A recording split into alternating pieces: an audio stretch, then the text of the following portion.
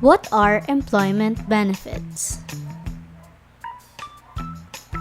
Employment benefits, also known as perks of fringe benefits, are provided to employees over and above salaries and wages.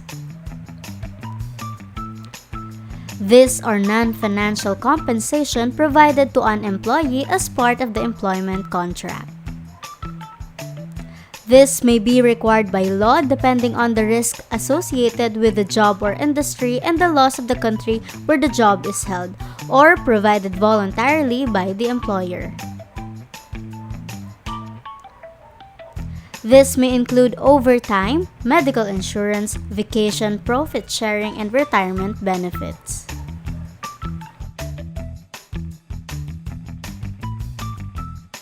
Depending on the type of organization and the job, employee benefits may be quite different. For example, government employee benefit packages for full-time employees look very different from the packages offered to part-time employees. Employee benefit packages are typically discussed during the final interview or at the time an offer is extended.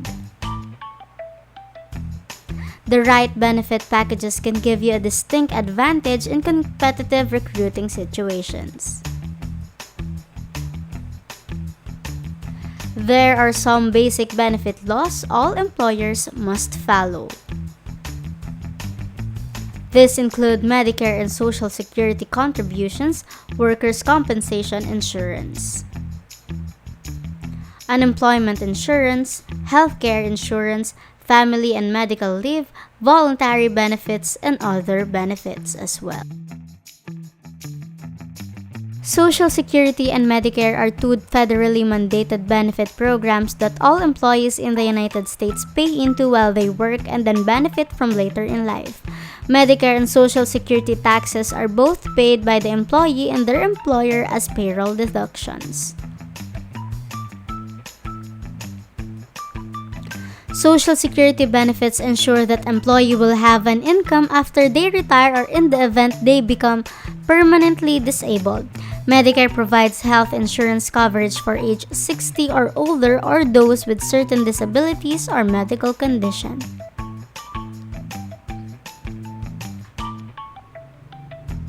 Workers' compensation insurance. Another benefit that you're legally required to provide your employees is workers' compensation insurance, which covers the cost of medical care, treatment, rehabilitation, and paid leave or replacement income for employees who incur injury or illness in a situation related to their job.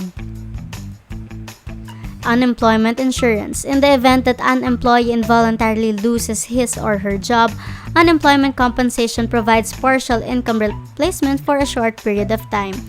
Both employees and their employers contribute to unemployment compensation insurance, which is administered by the government on both a state and a federal level. Health insurance. Currently, the Affordable Care Act requires any organization that employs 50 or more full-time employees must provide health care coverage.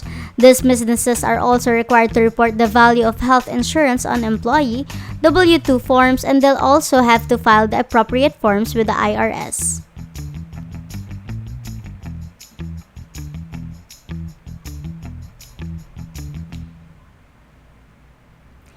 Not offering sufficient or affordable health insurance to full-time employees could result in an assessment and possible penalties from the federal government. If your private business employs more than 50 employees, the Federal Family Medical Leave Act requires that your company provide its workers with up to 12 weeks of unpaid leave while still protecting their job.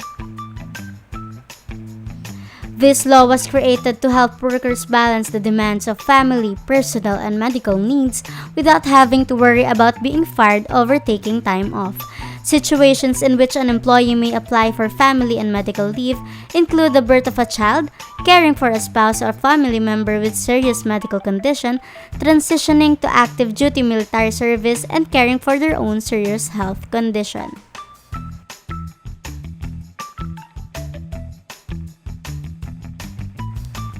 How to qualify for family and medical leave under the FMLA.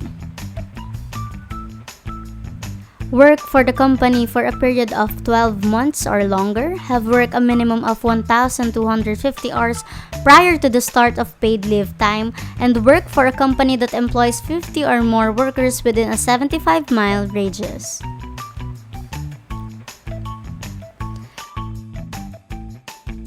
Medicare and Social Security, unemployment insurance, workers' compensation, health insurance, and family and medical leave are all benefits that the federal government requires businesses to provide. State governments may have other requirements. Whether you offer additional benefits to your employees is up to your discretion, given that 62% of employees say they would leave their job for better benefits. Adding voluntary benefits that your company doesn't have to pay for is a no-brainer. Seek out voluntary insurance programs as a way to offer employees additional benefits. Voluntary benefits are also called voluntary group insurance, are plans provided to employees at little to no cost to the employer. They allow employees to enroll in coverage at significantly lower rates than they would pay as individuals, and often help employees cover expenses that may not be paid for by other types of insurance. It allows employers to offer more extensive coverage without added costs and help employers save on taxes. Since premiums are paid via automatic pre-tax payroll deductions, employers pay less payroll taxes, a win-win for you and your employees.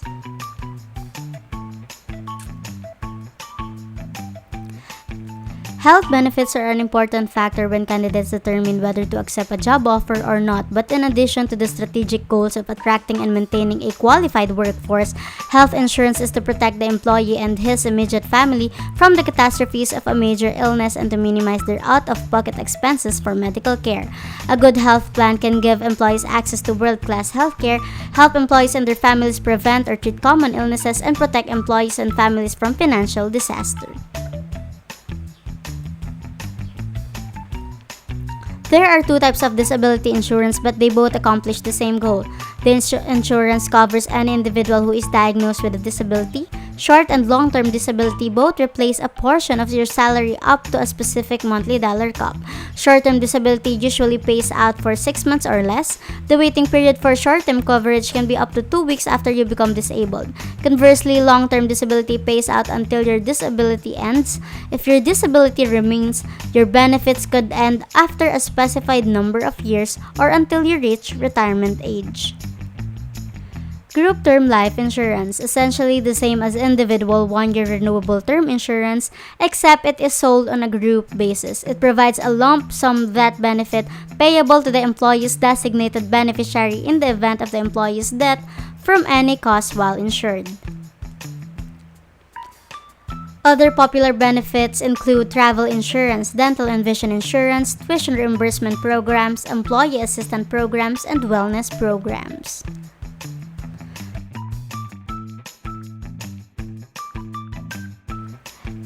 Travel insurance. Employers that require extensive international travel may provide air ambulance service to return ill or injured employees back to the United States.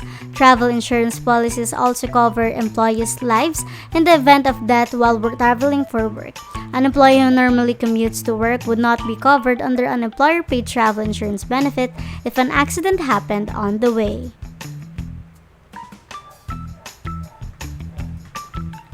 Dental and vision insurance offered by employers are administered by an insurance company.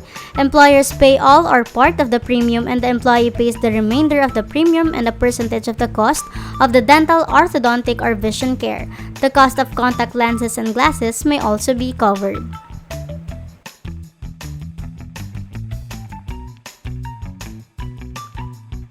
Tuition reimbursement programs. A quick surveys of your HR class might find students receiving education benefits from the military, as well as part-time and full-time students receiving tuition assistance from employers. This program vary widely in the amount of reimbursement, college programs that qualify, and grades required. Employee assistance programs.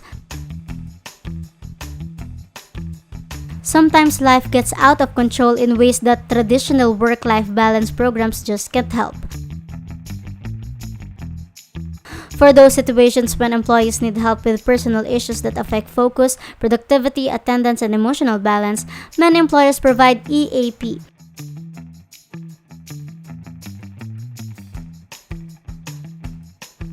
These programs provide confidential counseling and referral services for a wide range of issues such as substance abuse, financial problems, legal counseling, relationship problems, stress management, child care resources, and retirement planning.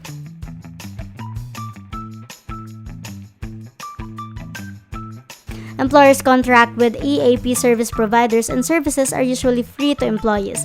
Employers benefit from decreased turnover and absenteeism and improve employee engagement.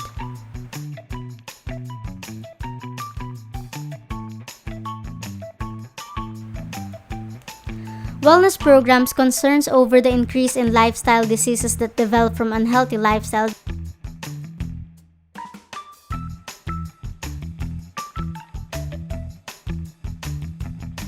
The goal of these programs is to decrease the risk of chronic diseases such as obesity, diabetes, and heart disease. Employers also hope to reduce the cost of health-related work absences, disabilities, and presenters, or low productivity when at work. Reduced cost of healthcare benefits is also a goal.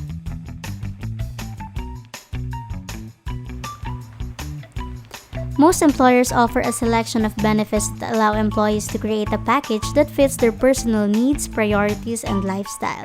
This ensures that employers are not paying for benefits that are not wanted and used. This type of benefits selection plan is called flexible benefits or cafeteria plan benefits. Employees are presented with a menu of benefits and asked to select within monetary limits imposed the employee benefits they desire. Retirement benefits. Employment Retirement Income Security Act of 1974 (ERISA) is a federal law that sets minimum standards for most voluntarily established retirement and health plan in private industry to provide protection for individuals. ERISA also required that a summary plan description be provided to qualifying employees within 90 days to inform employees about retirement plan in plain language that employee can understand.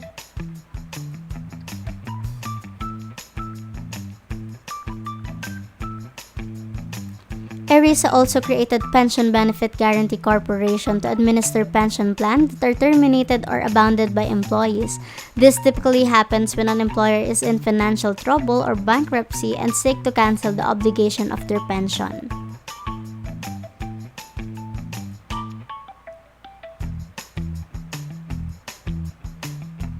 Defined Benefit Plan.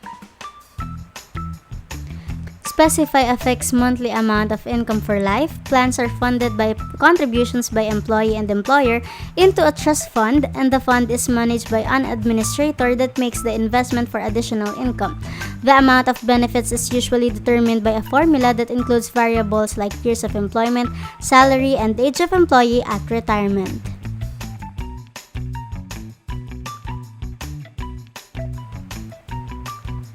Defined Contribution Plan. No specific amount of retirement income is promised.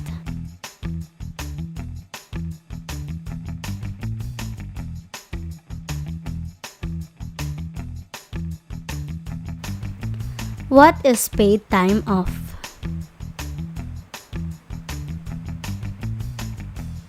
This allows employees to determine when they need to take a break from work. Is an employee leave under which the company sanctions a pool of leave for its employees. What does it consist of?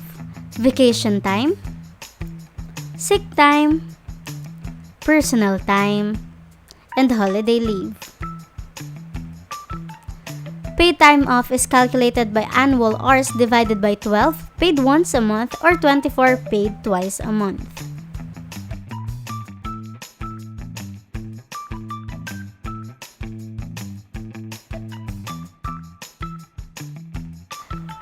What are paid time off benefits? Reduce unscheduled absences. When you offer your employees sick days as part of a benefit package, you never know when they'll be used. As an employer, this can leave you missing an essential member of a team just when a major project is due. With PTO, employees can schedule every day off if they want to. If employees don't happen to get sick that year, the employer is able to plan for the absences more effectively. Scheduled coverage allows for more reliable managing of responsibility. Competitive advantage. By giving competitive benefits, this could influence an applicant's decision to work or an employee to stay at that particular organization. Lower administrative cost. When you provide separate sick and vacation days, your human resources department has to spend more time keeping track of every employee's time. Day off must be validated and this can use up. With paid time off benefits, you simply have to record whether or not an employee was in the office that day. No one has to worry about the reason for the absence. Increased autonomy.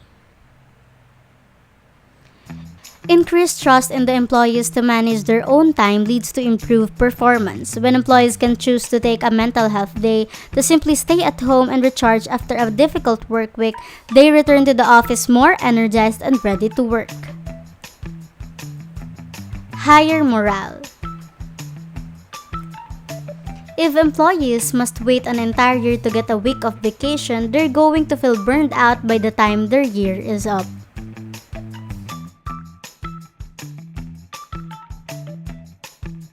Performance may dwindle after several months of continued work, and employees may surprise their employer with unexpected absences as the year goes by. Employee retention. When employees feel valued, they tend to stick around longer. You'll keep your quality employees when you offer them a benefit plan that makes them feel appreciated. Paid time off benefit plan makes employees feel empowered.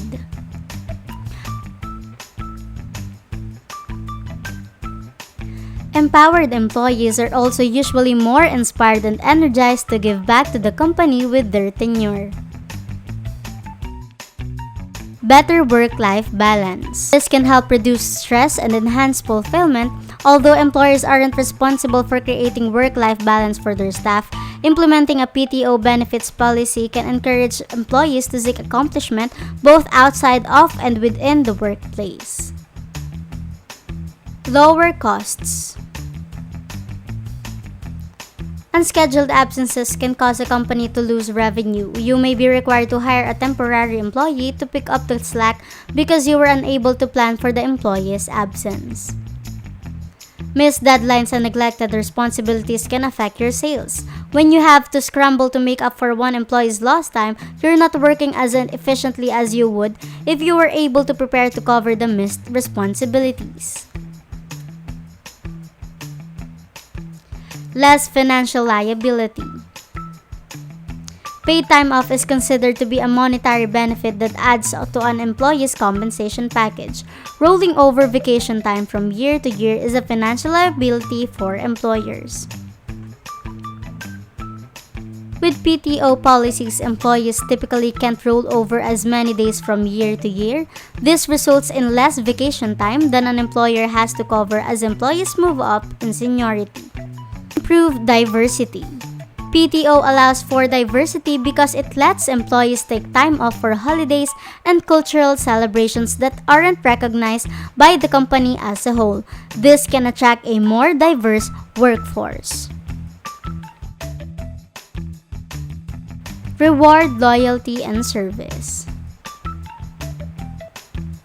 Employees who have worked at the company longer accrue more time off. This encourages employees to remain within the company in order to take advantage of the reward of time off.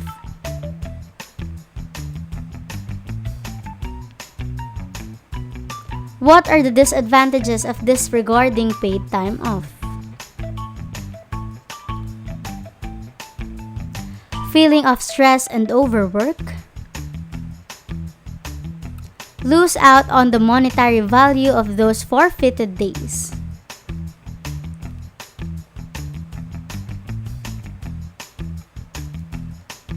Survivor benefits.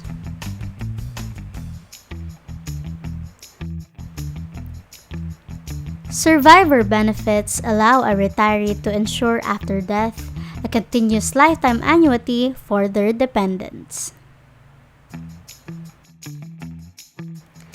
The annuity, which is based on percentage of retired pay, is called SBP and is paid to an eligible beneficiary. It pays your eligible survivors an inflation-adjusted monthly income.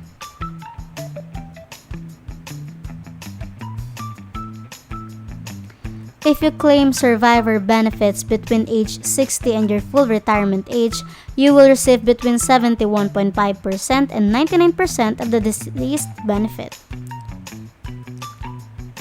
The percentage gets higher the older you are when you claim it.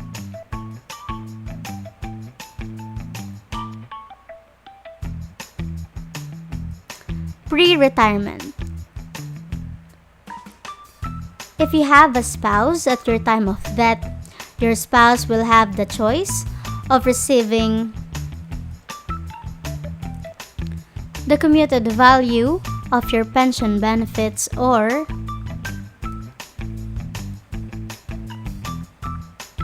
an equivalent monthly pension payable immediately or commencing at a later date.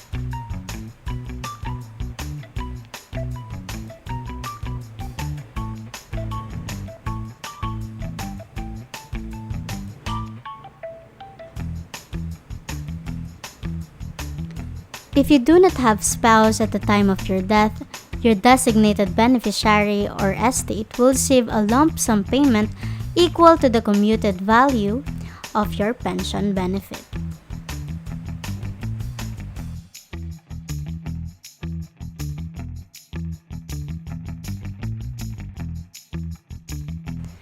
Post-retirement. If you have a spouse at retirement, you will receive a pension for your lifetime. When you become deceased, your surviving spouse will receive a survivor pension equivalent to 66% of your pension for their lifetime.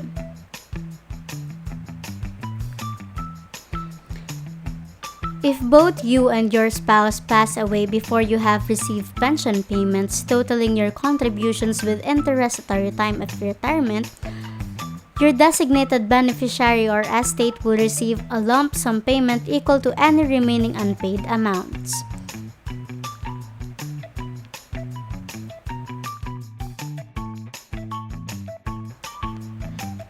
If you do not have a spouse at retirement, you will receive a pension for your lifetime. If you die before receiving 120 monthly payments, your designated beneficiary or estate will receive a lump sum payment equal to the value of the remaining guaranteed payments.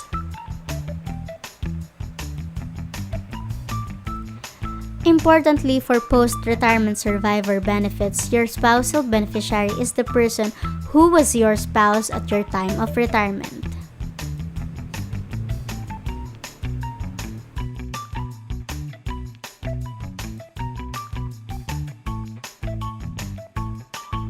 Provincial pension legislation prescribes that your spouse will automatically receive any death benefits payable from the pension plan regardless of any beneficiary you have named.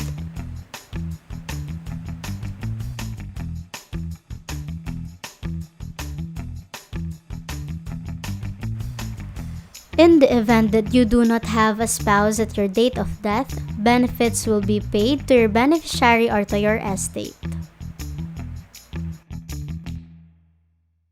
Employee services and family-friendly benefits.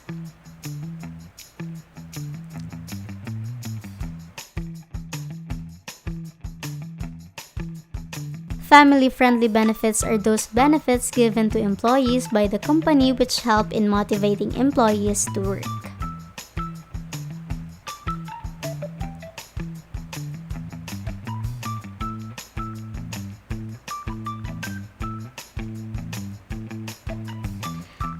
Family-friendly benefits include parental leave benefits, baby daycare, elder care, leave from work for family, childcare and education, and marriage and family counseling.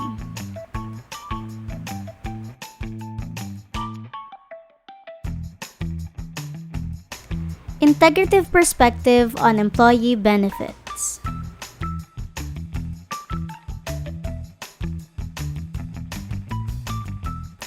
Integrative perspective on employee benefits is an organized process of classifying employee life events and extrapolating the employee's needs from the classification. In this system, employees are put into categories of exposure to life event losses and their protection needs.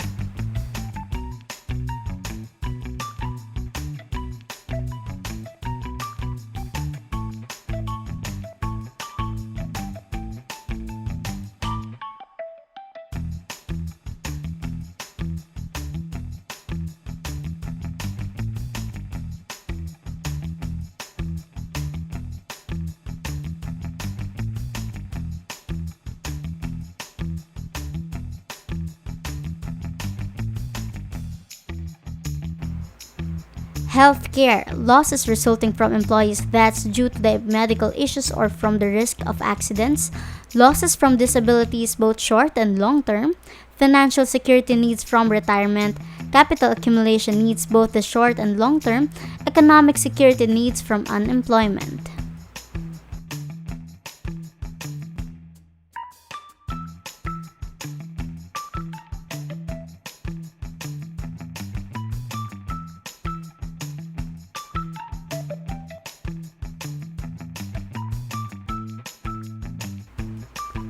Health and financial protection from workplace injuries and accidents, long-term medical care, custodial care and life care needs, dependent care assistance needs, plans that meet non-discrimination rules, needs for educational assistance for employees and their dependents.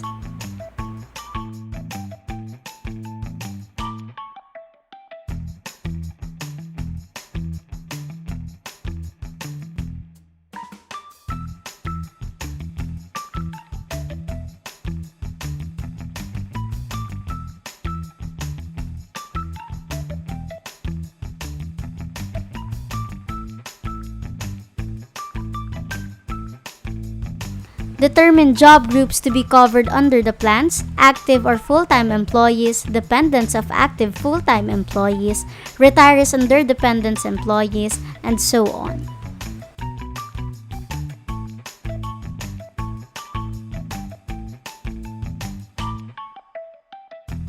Disabled employees and their dependents, employees temporarily out of work due to layoffs, leaves of absence, military duty, labor disputes, and so on, and part-time employees furloughed, and so on.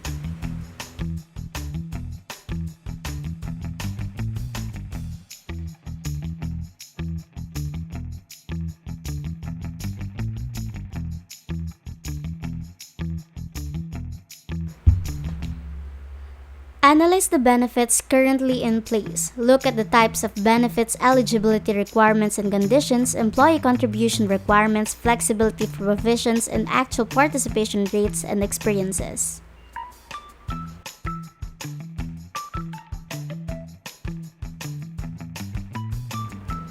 Collect the data on coverage that is legally required.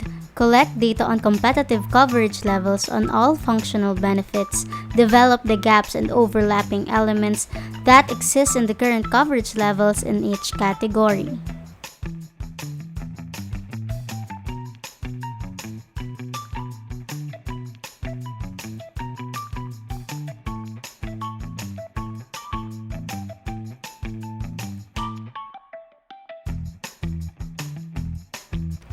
Develop alternative scenarios for the benefits profile based on all the data collected in the previous steps. For each, develop relevant cost data. Include cost savings strategies within each scenario. Consider cost savings and cost containment in each alternative.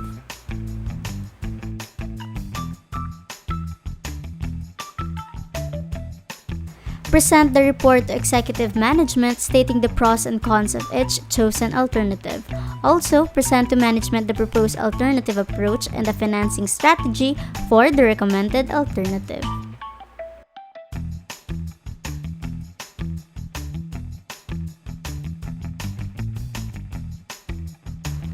After securing approval from executive management, communicate the plan to employees. Set up open enrollment and implement administrative plans and processes.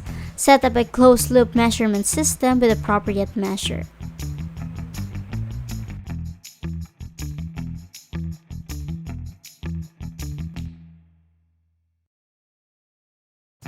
Prepare an optimum benefits profile taking into consideration the current gaps and employee needs. Also, in this step, it is important to consider the strategic objectives set for the benefits within the context of the total compensation strategy.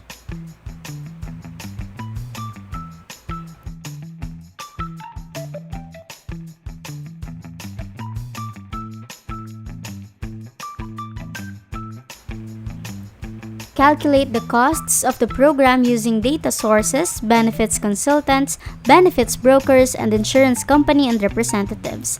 Develop financing strategies, for example, self-insurance or indemnity plans, also requiring consideration or cost-saving concepts, ideas, and programs.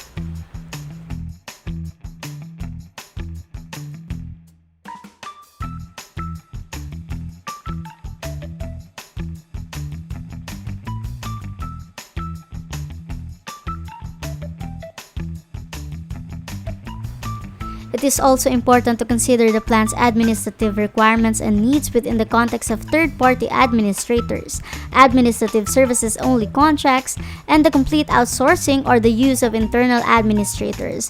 A thorough analysis of the feasibility of outsourcing should be considered along with the ensuing cost savings.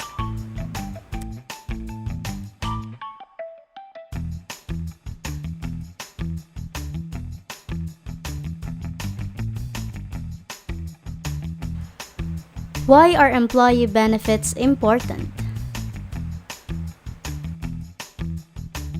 Offering benefits to your employees is important because it shows them that you are invested in not only their overall health but their future.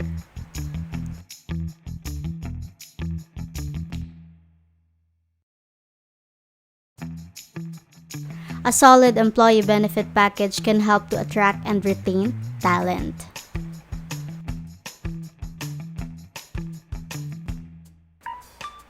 Benefits can help you differentiate your business from competitors. Employee benefits can improve your company's bottom line by engaging employees to participate in well-being programs.